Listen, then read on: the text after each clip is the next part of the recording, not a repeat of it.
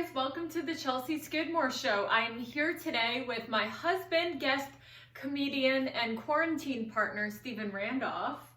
Hi guys, welcome to another episode of So Deep. I'm here with my wife, Chelsea Skidmore, the only safe guest to have today, and I can't wait to get into it. It's going to be a little different this week. We're going to do a little check-in, each of us, and then Chelsea on Instagram asked for relationship questions, and boy did she get them, and we're going to answer them.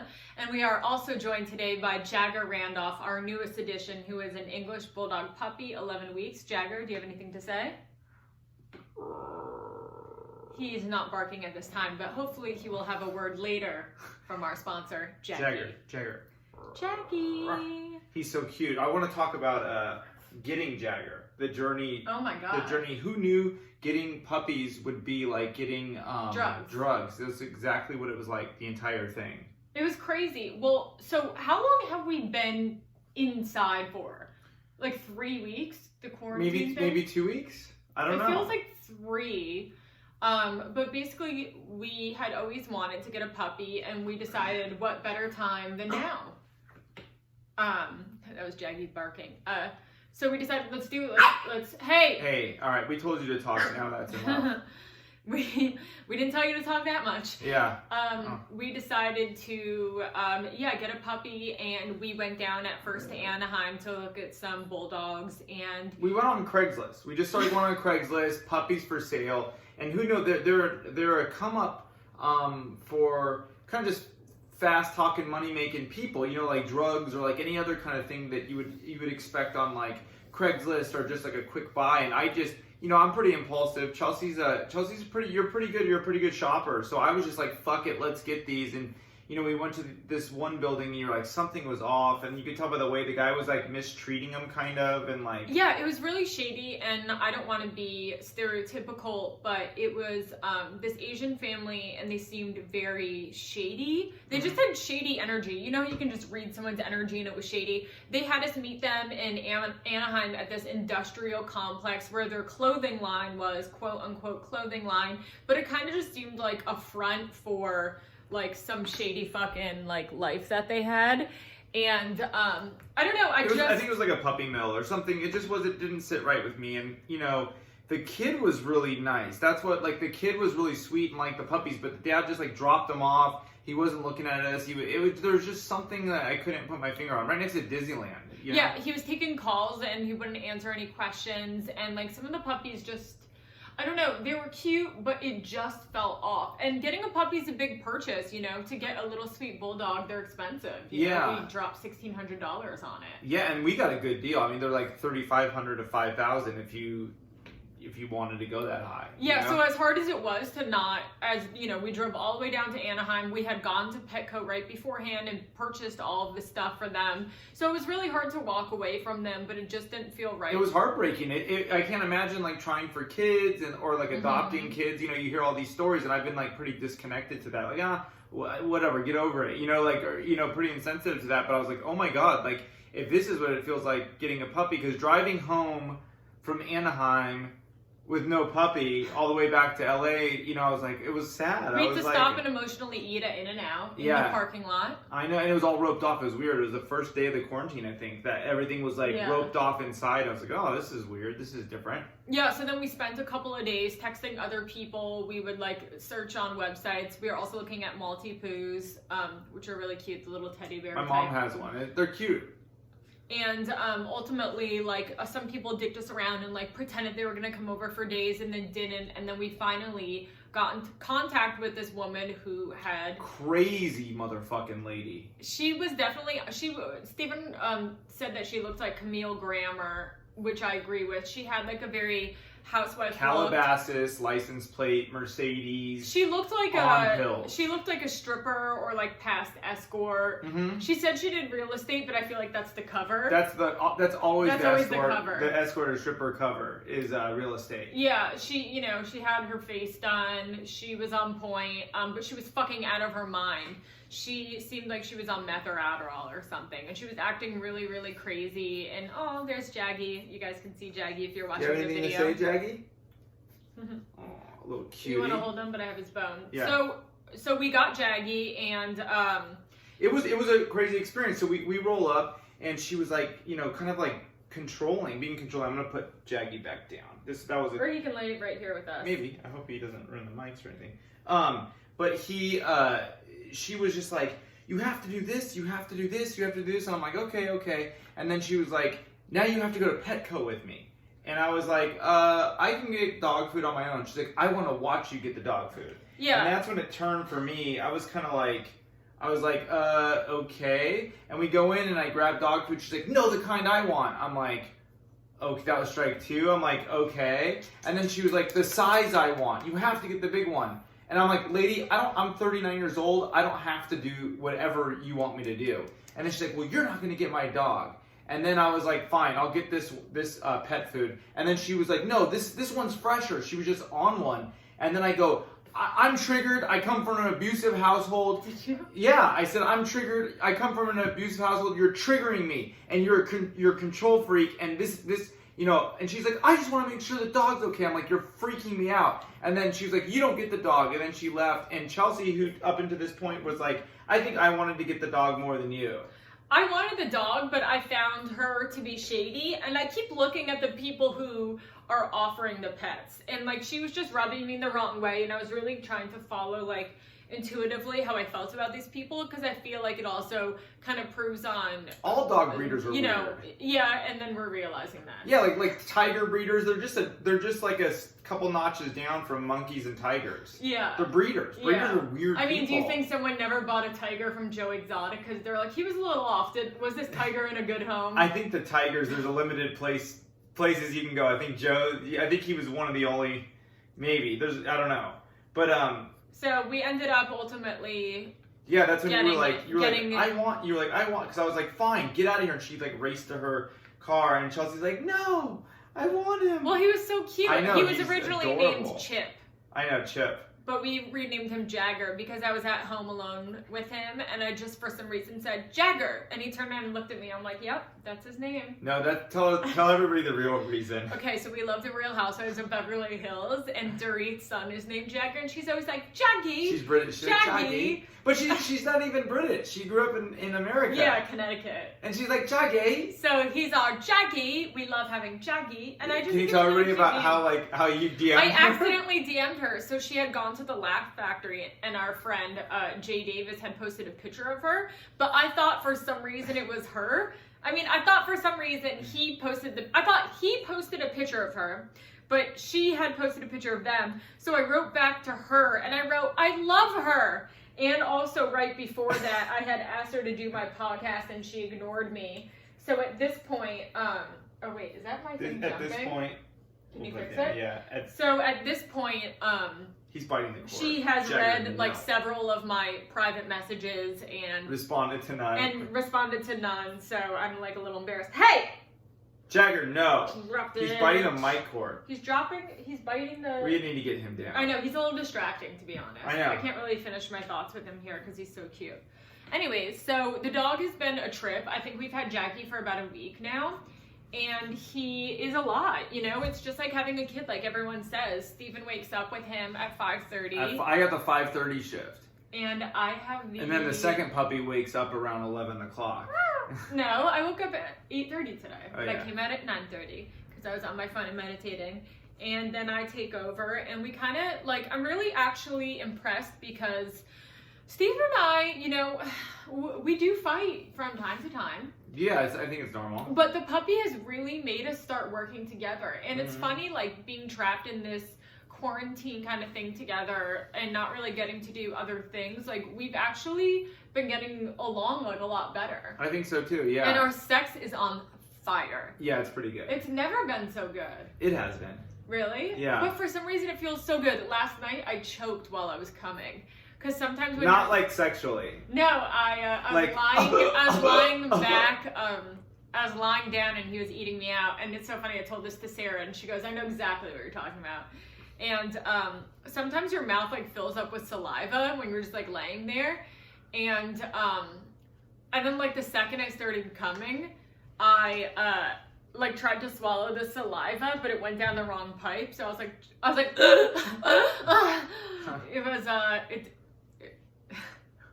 kind of ruined it, but it was very fun. Babe. Yeah. Yeah, our house feels like a farm now. I know. It's we like have the chores, we have the peas. cooking, the cleaning. You know how you go the over animals. some people's houses and it smells like dog? We're those people now. And I need my real friends to tell me if it's getting too far. He pees everywhere. He's getting better. It's only been a week, but he pees everywhere. But it's so cute. On like the carpet. It's amazing that like I'm a person, probably like most human beings, that I don't like shit. I don't like piss. I don't like shit. I especially don't like shit. At the end of week one, I've seen so much shit in my house that like I got it on my fucking thumb and kept making a salad. Are you serious? Did you just fart? No. I got it under. What the fuck was that? Because you looked at me and then you went up like that. Why are you so offended by that? No, I don't know. Why did that just throw you off so much? I don't know. That was the craziest question in the world to ask you. No, you're like, are you serious? Did you just fart? Like, that's why. That's weird. Processing a couple of things. Me too.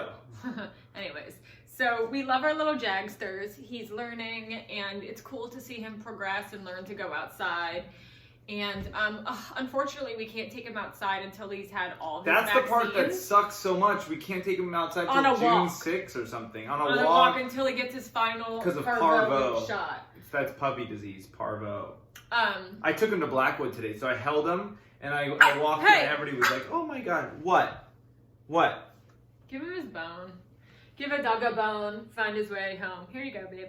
I want him to get laid. We gotta bring like a female dog over here. No, he's just a little baby. Oh. I sprayed this pink temporary spray in my hair. I think I might as well go for the semi-permanent.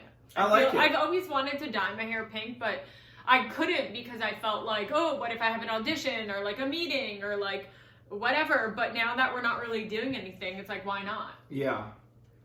He keeps biting my little toesies. He's teething right now. I am kind of going crazy. I cannot be quarantined much longer. So we just found out they're extending it to June 1st. I think May 1st for sure, or May 30th maybe.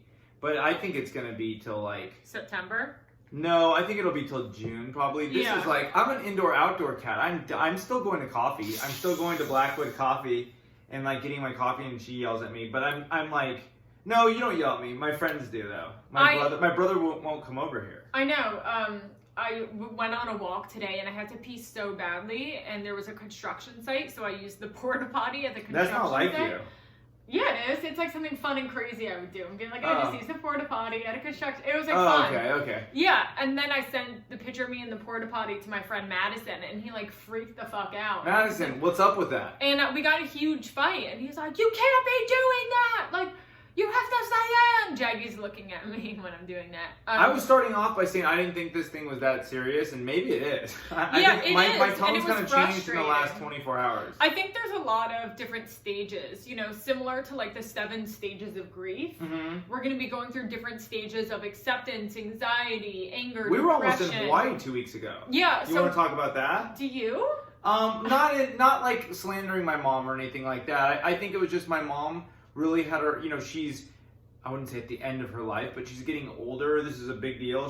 My mom has been saving up for a year to take everybody very generously and very, very nicely on a trip to Maui. So this was planned a year ago. Chelsea, me, my brother, my sister, and her 3 kids, her husband, and my mom's husband, like all my mom's bills. So she would like plan everything. I mean, it was cute, even down to like she mailed me a gift certificate for, thank you, I love you. She mailed me a gift certificate, or us a gift certificate for Uber, which was so thoughtful. For the airport ride there. Like everything was planned, and my mom was looking forward to this, but my mom wouldn't accept, and I was up until yesterday not really concerned with this, and I know that sounds crazy, but that just, what happened what it yesterday? Is. No, I was just like, I'm not gonna freak out or anything, but I'm like, realizing, we're going to be stuck. I thought this was going to blow over in a couple weeks and we're going to we weren't going to be stuck at home. But now, like with Trump now saying, I'm going to extend it another month because he doesn't give a fuck. So if he's starting to give a fuck, that freaks me out a little bit. But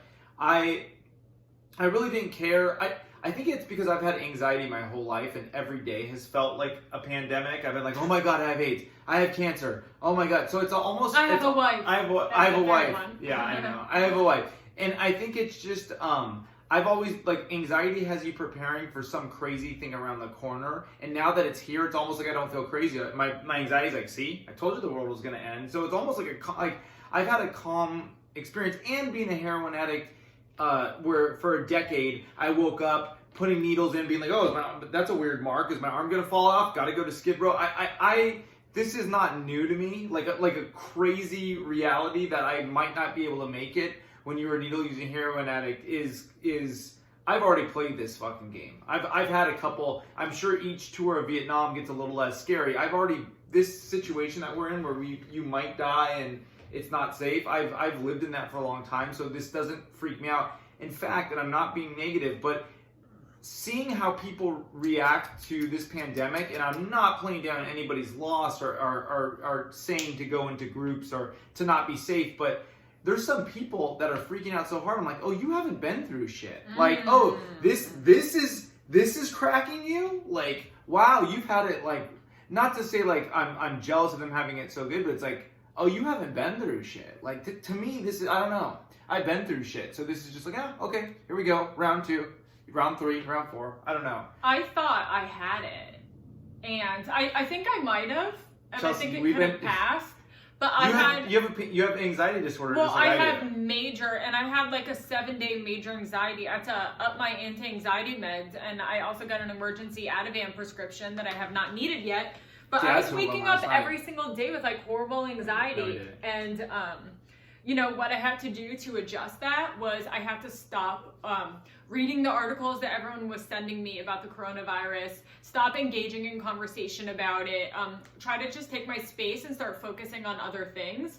I also had lost my sense of smell and taste. That was real, yeah. For about 6 days, and everyone started sending me articles saying that I had it, you know, my body was achy, I had shortness of breath, I felt like I couldn't work out, and I was freaking out. And it all passed, and right now I feel healthy. And, you know, it did last for 2 weeks, so maybe I did have it, and that it went away. And I think most people will get it, and it'll go away in a week. Or, yeah. You know. It's interesting, though. Like, at the start of all of this, I started out being very productive. Like, I rehung all of the art in our apartment. I can't think of what else I did. But that's about it. It felt like day one was, like, very productive. I got productive today. I did yeah. And every day I've been cooking a new meal, a new recipe, which is so much fun. I really, really love it. So I'm just trying to stay busy, stay productive, and I'm trying to get back to focus on writing. But it's been a little hard for me with writing. I've done like a couple of blog entries, but like I want to start a new writing project. But it's been hard to, you know, I don't know. I'm like a little bit like... I crave writing, but I'm slightly unmotivated and uninspired. And I'm not even sure what to write about. You know, I want to start like a new, like pilot or screenplay or something. And... Just to speak to that, like I'm shocked myself as someone who I've performed live performance multiple times a week for a decade now. And I feel almost guilty saying this because I like feel like I'm the only comedian that feels this way, but I'm not missing performing live at all. Like I've performed live for a decade, and like I'm kind of like enjoying not going up and saying, "Hey everybody!" Like it's almost, I don't know if it's me just enjoying a time of a break, but like I don't miss stand up at all or live performance at all. I think I'm just tired. I think I'm just, and you know me, I'm a workaholic. I think this has caused me to just go, oh, dude, you're fucking tired, dude. And I love performing. I really do. Like, I was making a silly video last night with you on the balcony. So, like, I love performing, but performing for sold out, pressure on, it's kind of nice to have a little break. And I don't know if that means I'm not a real comic or something, but I'm enjoying it. I don't miss the grind of stand-up because it really is a grind. It's a lot of work, you know. It's a lot of pressure. I didn't realize how much Abby Roberge and I were talking about that. He said something like, dude, you don't realize how much pressure it is doing stand-up all the time until you don't do it for a week, because it's just like, dude, you have a show tonight at the main room, 8 o'clock, sold out Joe Rogan show. I'm not nervous, but it's like, okay, like I'm not gonna like, I'm prepared for that, and there's a certain level of like and participatory anxiety, I guess, that you don't even know is there, but it's not till you walked away, till Abby was like, it's not till you walk away that he was like, oh. I think like the thing that right now is spent for is doing all the things that you don't have time to do. So like cooking or Eating your writing husband's or ass. reading a book. No, that's not it. I have time for that. I'm just not making time for it. Reading a book like on the patio in the sun is so nice. He's biting the mic. Why? He's always teasing on something. No. He's growing. And he's growling. He's growing and growling. We don't want him to get bigger. See, he takes my focus. It's also been hard to focus because he requires so much attention, whether he's pissing or shitting all over the carpet inside, or he's teething things, or just barking for our attention. Like, it's been hard to focus all the way through on a lot of tasks. It's a really interesting trait that English Bulldogs have. They're extremely loyal. They're great with kids. They're great with other dogs. They're great in families. They're very loving. And they're stubborn, which is kind of like a funny thing. And I was like, how are they stubborn? Because he's nothing but love. And then the other night I was like, don't bite the shoes. And he just goes, like, they don't growl at you, but it's just like a shut up. Like, it was kind of like, I was like, oh, there it is. There's the stubbornness. What is your hope for the next month being stuck inside? What is something that you maybe want to accomplish? I'm starting my own credit card processing business. Without getting into too many details, I am now starting my own credit card processing business. The agreement is being inked out as we speak. So I want to... Solo, yeah. It'll just be my company, Aqua Payments. And so I... Take a dip. Yeah, take a dip. If you guys are in e-commerce, my goal is to get that set up and running, to get a bunch of customers coming in. They're already lining up. And just to get that toned in. And I just wrote a movie. I wrote the Martin's movie. And, it is pitch deck ready, movie completely ready, 3-4 drafts. And my manager, Mike, was just starting to pitch right before coronavirus. So he just started sending it out. But my hope is that I don't lose that momentum. And hey, man, just because we're home, this is a great opportunity to hide and for people who kind of are lazy and don't do shit to look like they're really like, hey, look, I'm doing the right thing. I'm not doing anything, but like if you have an internet connection, there's still shit you can do. So I want to like I want to read all the books I didn't have time to read, and I'm doing that. I want to get caught up on movies and television shows. He's pissed. He just peed on the carpet. You motherfucker. We'll just leave it. We'll just leave it and clean it later. We used to be cool. We had nice shit. Like why did he just do that? Why did you just Why did he just do that? He's always peeing. There's no point of that. Why does he pee on the carpet? There's a pee pad that he just doesn't... Hey, why did you do that? He has ruined our carpet. Why is that? Because we're not paying attention to you? Sometimes I feel like he tries to punish us. I know, and it's working. I can't even smell it, though. Oh, we didn't get to Hawaii. So anyways, long story short, my mom is very headstrong, just like me and my brother and sister. And my mom's like, we're going. And everybody was like, you're not going to Hawaii, right before they put the travel ban. And I don't even know if there's still a travel ban, but Hawaii did. They said, we don't want you here anymore. We were going to go to the last minute. And Chelsea and my brother... I was like, we're not going. I Chelsea also felt like, really sick, actually, during that time. And I felt uncomfortable because I was like, what if I have it and I give it to your family? Wow. But yeah, that was a whole big thing. But do you want to get to those questions? Yeah, let's get to the questions. Or do you want to get to that question of like the question you just asked me? Thank you for asking. Mm-hmm. Yeah, I felt it. I didn't really have an answer for myself, but I think what it is that I want to learn how to relax and be okay with it. I have a couple of books that I want to finish. I want to continue committing to cooking. I want to try to do some free online Italian lessons. I want to continue working out. A lot of my friends are teaching Zoom classes, and I want to stay consistent with my health and wellness. And I also, want to find a new writing project to work on. Yeah. A friend of mine are wrapping up like a pitch deck, for a pilot we co-wrote together. I have another pilot that we're waiting to hear about from people. But, I've done a lot of work on a couple of my projects. So now I just have some time to start some new stuff. And so today I was like, wow, what should I start? So I'm gonna, dive into that process of starting over again. And those of you, while you get that queued up, those of us who are in 12-step programs, I'm telling this to my sponsees, in a 12-step program for drugs and alcohol and stuff, you don't just stop drinking. You know, there's 12 steps that you do, and that requires a lot of like paperwork, like a lot of like writing. And this is a great time to work steps. So if you're in a 12-step program, all you need is a phone, a notebook, and this is a great time to complete your steps and maybe never drink again. Just throwing that out there. Awesome.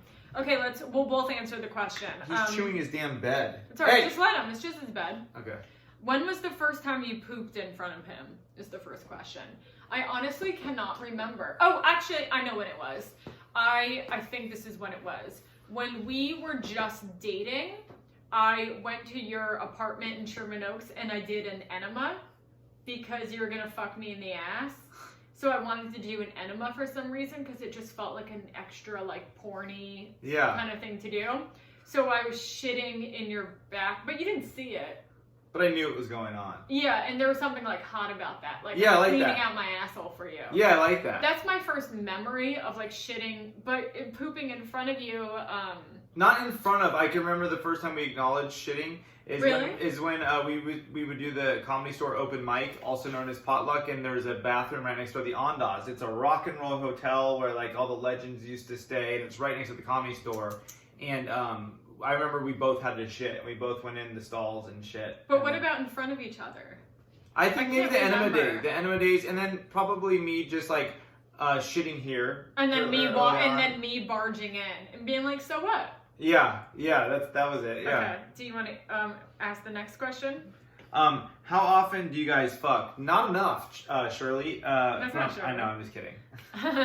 I think it's up and down. I think it really like once a week, once or twice a week. Once or twice a week. It really just depends. You know, in the beginning, like most couples, it was a lot more, and it really just depends on what's going on. Like lately, I've been saying no lately. Yeah, lately you've been saying no, and I've been saying, hey.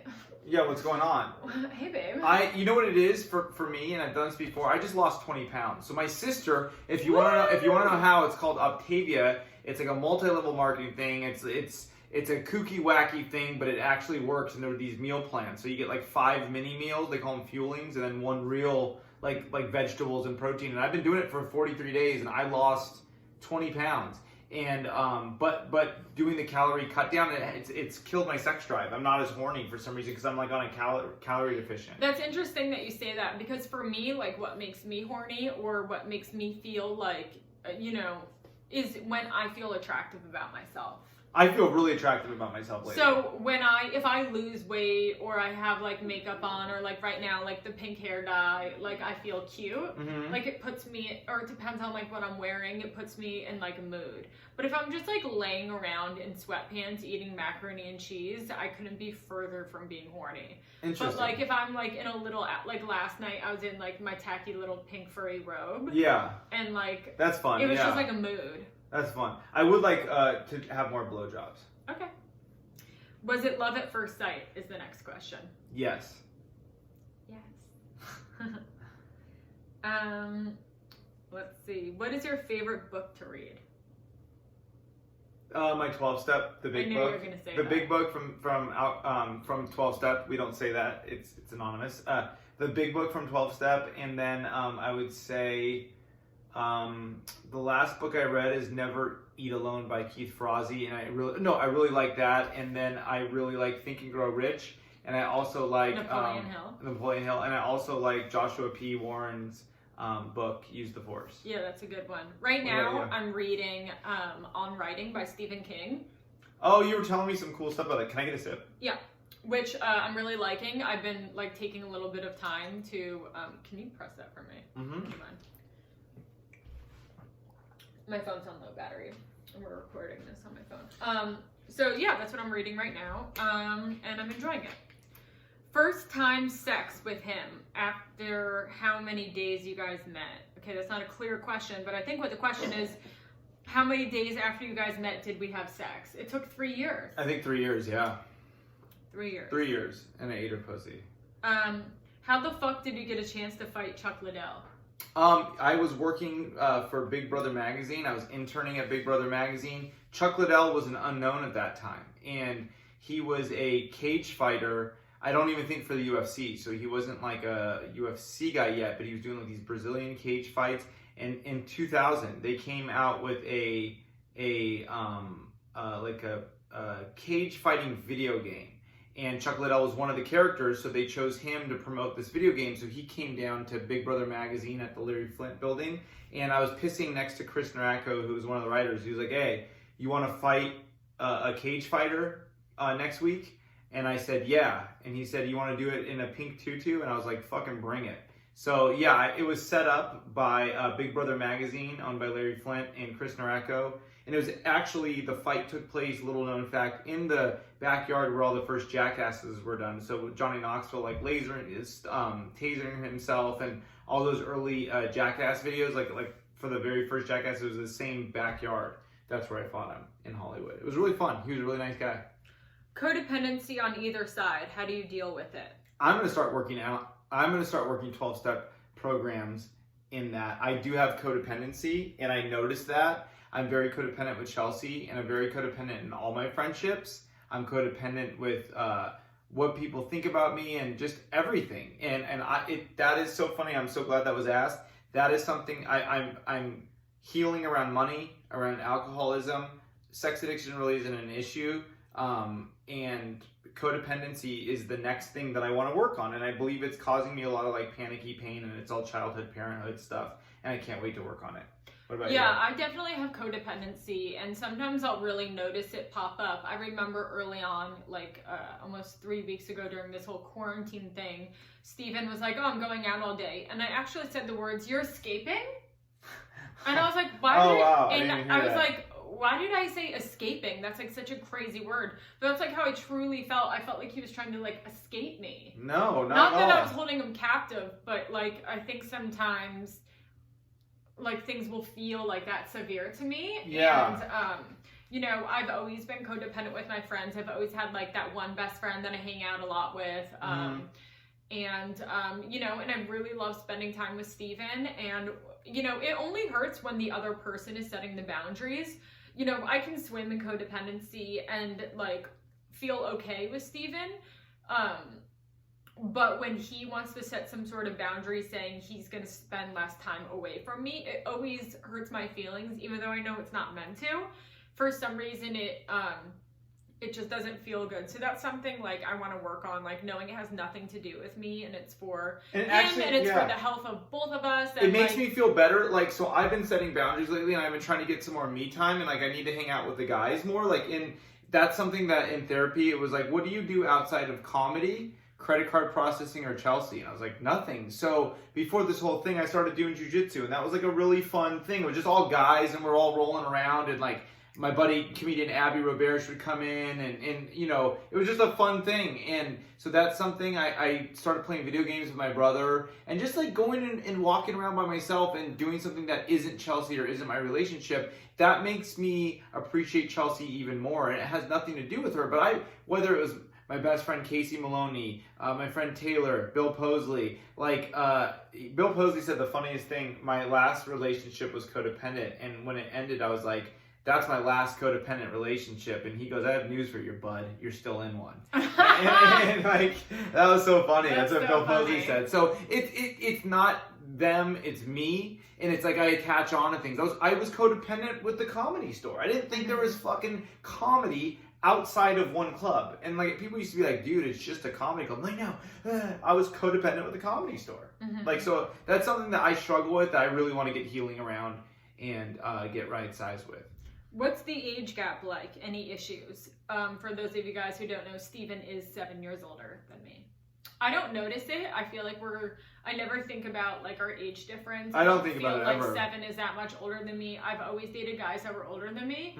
And I don't really feel a difference. And I feel like I'm very mature for my age anyways. And I feel like you seem like you're the same age as me.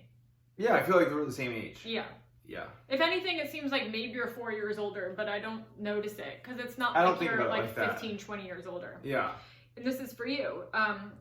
Do you have a hard time being with a young, pretty, powerful woman as a almost 40-year-old ex-degenerate?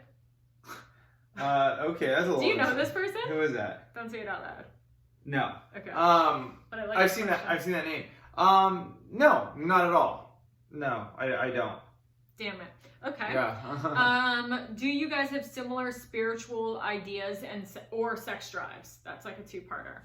So to speak to the spiritual, yeah, we do. I feel that we're really in line with that. Yeah. We both started praying together at night, and Ooh, that's been really fun. I heard that at a 12-step meeting that this guy who had been sober for a very long time, every single night, him and his wife alternate praying.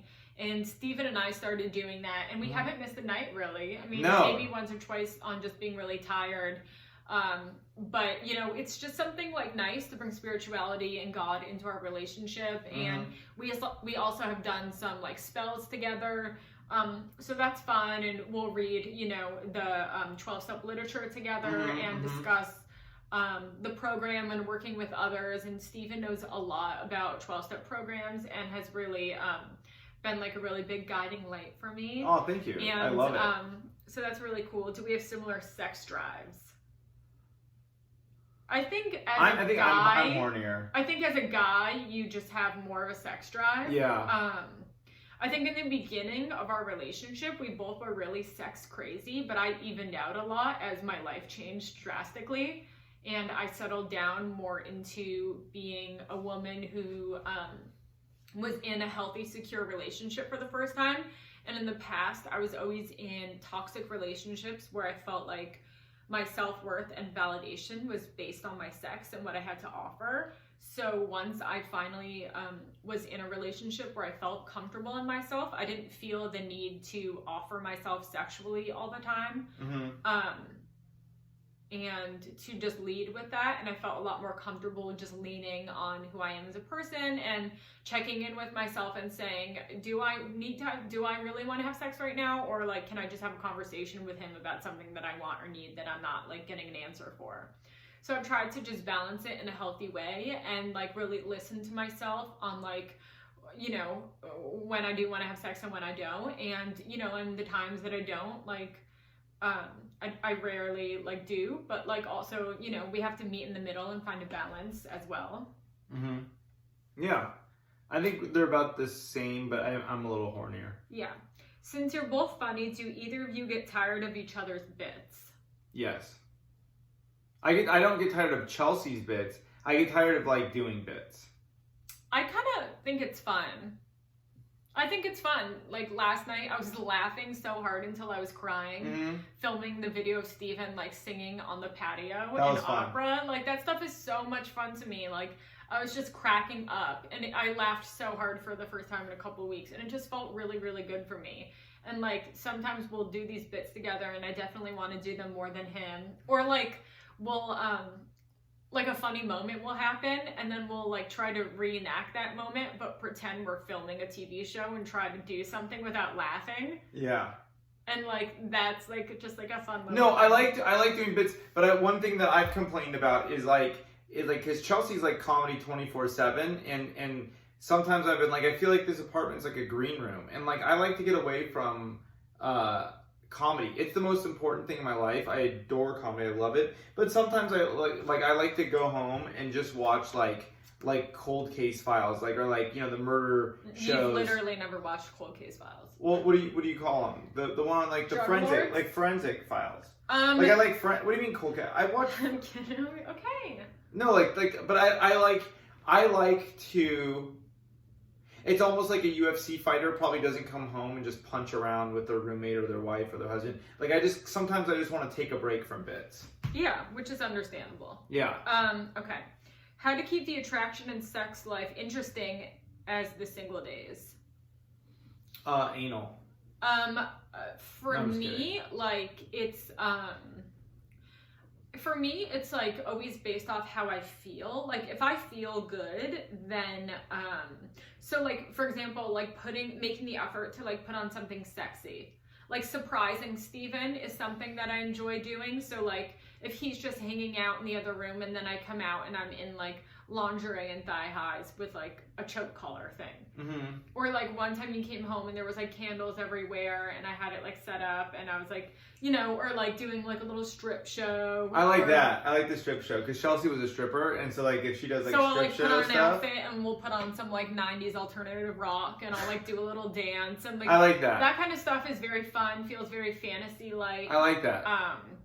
It's just like switching it up and like the times, because I like to have sex during the day. And I like to have it at like 2 in the morning. Which I'm too tired at. So it's kind of just like, just trying to keep things exciting and interesting, and playing around with like, you know, we had these like questionnaires that I got from Sex with Emily. You can check it on her website, but like you can answer questions about things that you like. And, you still have to give me yours. I know.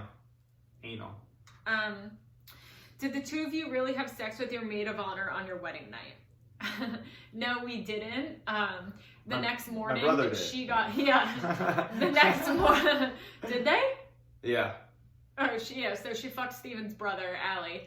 But the next morning she left his room and got locked out of her room. So we said, come in the bed, and then we told her to take off her clothes. And you told her. I told her to take off her You clothes. said, take off your clothes, and then she did. And then we all cuddled naked. Steven, show her your dick. And I was like, this was my first morning of marriage. I was like, this is... And then we took a selfie all naked, because it was just fun. It was fun, There was nothing We weird. love Allie. Okay. How not to drive each other insane in the time of Corona. Taking space. Getting space. Taking space. So what that means is, you know, we have a 1-bedroom apartment, and we do have a balcony. So, you know, going out on the balcony and shutting the door, going for a drive, going for a walk, you know, leaving, getting coffee, us separating in the bedrooms, in the living room. I just watched a movie by myself in the bedroom. I watched Honey Boy. So I need space where I like being in the same, like I can't wait to have like a 2-3 bedroom. Like I like being in the same place with Chelsea, but it would be nice to just be in my own room and read a book and just like my best friend Casey is married, and his husband Tab, like they have like a cool house. And like Casey will just be in his music room working, and then Tab will be like in the other room watching TV. And it's nice to be in the same place, knowing you're in the same place, but doing your own thing. Like that, I think that helps. Jealousy. Why and why not? Sometimes I get jealous. I get jealous of other guys. Sometimes you get jealous of other girls. Not really though. I'm just like, who's that? And then you tell me, and then that's it. Yeah. I just want to know who someone is. Mm-hmm. Steven used to be very jealous with guys. Well, I just know how guys are, and I You've feel gotten like better though. I feel like women don't know that all of us are fucking creeps, and even the ones that act like we're not creeps, that just means we're bigger creeps. And so most, if not every single guy, his sole mission is to fuck. And you may act, you know, for political reasons, or be like, hey, what's up? No, dude. Like, but even like the guys who white knight as like good guys, and like they'll hold me to like the men who are like, I support you ladies. Like you don't know what it's like being a guy. We're all fucking horny. So when I see a guy being your best friend, I don't know. I trust no one. No, I just know how guys were. I just know how guys are. Like I know how I used to be. I know how guys are. So I think that sometimes that you have blinders on, and I'm like, oh, this guy wants to fuck, which I don't think you will do it or anything like that. But I'm just like, I know what's going on here. As a guy, women, this is for the women because guys already know this. Most guys want to fuck you, and we as men who are dating you or married to you have to act like we don't know that. There's this weird guy code where it's kind of just like we have to be like, oh, I wonder what they want. Like I don't know. It's a game, and so it's tough sometimes when you know what another guy's intentions are. But at the same time, you'll pick that up on a woman and be like, dude, who's this girl? Why does she keep commenting on your stuff? Why is it, you know? You can tell. You can tell. Feel you can tell. So it's not maybe all, but you can tell. Family functions with unfavorable family members. How do you cope with such situations? I just don't go. And that has been a game changer for me. I really don't like a lot of my, on my mom's side. Well, it's just on my mom's side. There's 100 cousins. I like a ton of them. And there's a lot of them I probably will never see again unless it's like at a funeral or wedding. And I just don't fucking go. I don't go. And Wayne Dyer, spiritual teacher, he said, you know, I walked away from the tribe a long time ago talking about his family of origin. And he goes, they don't even realize it because they still send me invitations to their parties all the time. And when I first got sober, I remember I went over to a Christmas party, and one of my uncles was just a motherfucker to me out of nowhere. And I was like, wait a minute, I'm 28 years old. Like, I'm going home. And everybody's like, you're going home? I go, yeah, I'm going home. I went and got a massage and went home. And I remember telling my sponsor at the time, my 12-step sponsor, he's like, yeah, you got disrespected at a party and you walked home. Good job. That's great.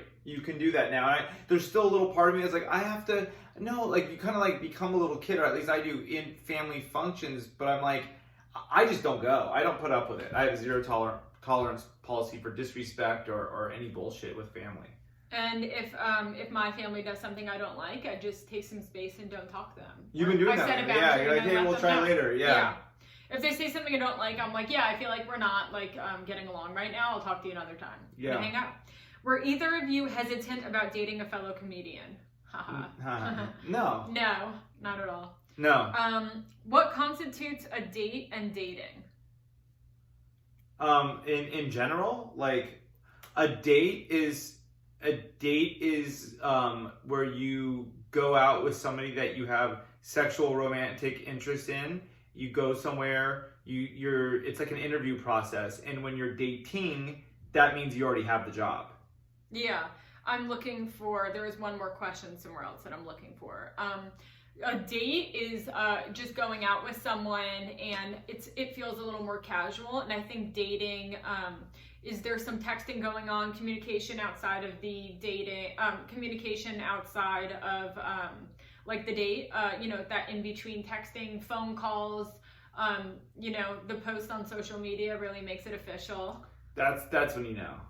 Here, I'm looking up one last question that Jason Cervantes had. I love Jason Cervantes. I've been trying to get him on the podcast for years. Jason went to St. Francis High School with me, and Jason was the wildest guy from our high school. Took out his penis in class. I'll let him tell a story. Jason's the person, we went 140 miles an hour in a car while Jason was drinking a BMW Beamer. Drinking a beer, we were doing 140. And I remember I was scared. I was like, bro, I was watching it go to 140, and cars that we were driving like that on the freeway, they were doing 65. We were going by them at 80 miles an hour or whatever. So it was like, that was the most scared I've ever been. He couldn't be, what's the fastest you've been in a car? I don't know. I don't like going really fast. Me neither. Like 100. Yeah, me neither. That's not my thing. Here's this question. Is a little bit of jealousy healthy, or is it never a good idea under any circumstance? I think it's healthy. A little bit's healthy. Yeah, I mean, it's like, it just seems like what you've been doing, people have been doing since they were like cave people. Mm-hmm. I think it's impossible to not be jealous. I think it's like completely normal and healthy, but I think, it's normal and healthy to feel anything, but how you react and the actions that you take are what defines whether or not it's good or not. Mm-hmm. There's another question that I'm pretty sure is a joke, but it says, why am I alone when I'm clearly so beautiful? And I'll say this. It's your attitude. It's your attitude. It's your behavior. It's the way that you treat other people, and it's the way that you treat yourself. And there's just some victim energy in that question, and I could already tell you're a pain in the ass. Yeah. Why am I alone when I'm so beautiful? Like that's already like a victim mentality kind of a thing. It sounds like you probably already have negative thoughts all the time. And like negativity isn't going to get you a relationship. It's not going to get you that job. It's not going to get you the career that you want. It's not going to get you anything. And looks fade fast. Let me tell you, like it's not about looks. Like with guys, I'm not with Stephen for his looks. I'm with him for his big heart. No, but like Tommy Lee said something funny in that book. The drummer or the actor? The drummer. That's so funny. The drummer in the Motley Crue book. But he was like, he was talking about when he first started dating, I think, Heather Locklear. He's like, if you're not into somebody, sleeping with them once or twice is usually enough. And with guys, it's like, so if you're the most gorgeous girl in the world, if we've slept with you once or twice, and that's all that it is, that's like, you're kind of like, okay, I've already done that. So what we fall in love with is personality. Believe it or not, we really do. If you're a gorgeous girl and no one's sticking around, like, what are you doing to push people away? You got to think that. I assume that was a woman. It was actually a guy who wrote that. Oh, that was a guy that wrote that? Yeah, interesting. but it was obviously a joke, but I think there's a little truth in there, and what I just heard from that is, why am I alone? So maybe stop asking yourself, why am I alone? And get that out of your head that you are alone, and start living in a different way. Mm-hmm. When Steven and I had been friends for 3 years, and then we had hooked up, and we weren't quite, like, he wanted to date and Mhm. like, you know, pin me down or whatever the phrase would be. Pin you down. And I was like a little anxious, you know, I wanted to be with him, but I wasn't ready to completely let go. And that defining moment for me is when he was on his way over. I was curling my hair and I burned my stomach really badly. I have a whole burn right here from my curling iron. And we were supposed to be hooking up and doing like a role play thing where he was like a creditor fixing my credit or something. Credit repair. Credit repair. Which I do. Which he did. And I'll still do it for $2,000. And so I felt really bad that, you know, I ruined our little hookup thing, and he did not care at all. And he was like, oh my God, I'm taking you right now to CVS. And he took me to CVS. He got me bandages. He put them like on my stomach and the cream, and he took care of me, and he went into this like immediate nurse mode. And we were in the parking lot leaving CVS, walking towards the car, and I go, Steven, and like my voice cracked, and I go, I don't want to be with anyone else. And it was like a moment in a movie, and it was just in that moment, I'm like, this is who I want to be with. Like, you know. That's cool. And that was like the moment that I was like, I just have to be with this person. Like, I love him. He cares about me. Aww. And like, you know, I'm friends with a couple of girls who, you know, a lot of people want to find reasons to not be with someone. But like, if someone treats you well and they're a good person and it makes you feel secure, that's all you need to be with someone. Like, like, don't pass those people up. I think a lot of people are full of fear. So they'll be like, well, I don't like this about them, or I don't like that about them, or like, you know, whatever it is. And it's like, a lot of people make excuses to constantly not want to be with someone. And it's like, just get over yourself and just fall into, you know, a relationship with someone. And if you are single, and you're having trouble dating or finding someone, like, you need to do some work on yourself and really like get some awareness. We both did a lot of work on ourselves. So much work. And like getting self-awareness. Like, a lot of people think they're the shit and they don't do anything wrong, but it's like, how are you acting on dates with people?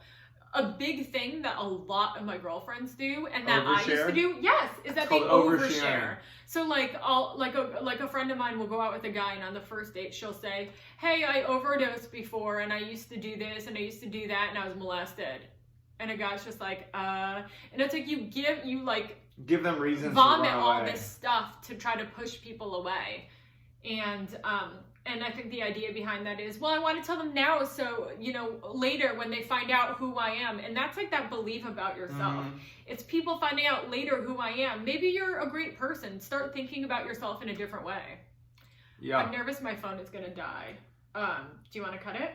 No, yeah. So, you guys, this has been another episode of So Deep and The Chelsea Skidmore Show. Rate and review on iTunes. Follow us. So, follow me on YouTube. That really helps. So it's if you're listening to this and you want to see my wife, you want to see me, my dog, and the feed, and I put a lot of funny videos up, go to youtube.com/Steven Randolph. That's /STEVEN RANDOLPH. And on Instagram and Twitter, it's @Steven Randolph 2. That's @STEVEN RANDOLPH 2. Add me, follow me. I'd love it. And would love the support. Chelsea? And I'm Chelsea Skidmore and everything. CHELSEA SKIDMORE. Thank you guys so much for listening. And stay safe out there. Stay sane. Just know that, look, we're taking this seriously, this pandemic and the flu or the coronavirus. But we will get through this. We will be okay. This is going to be something we talk about in a year. Remember how weird that was? And remember,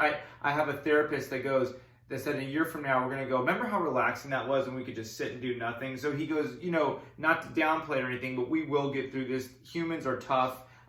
It's going to be fine. We're going to be okay. And one thing that I've learned throughout this is I really need people. Like, my car is doing this weird thing. I'm like, I can't go to the mechanic. I didn't realize how dependent on you guys, you people, us.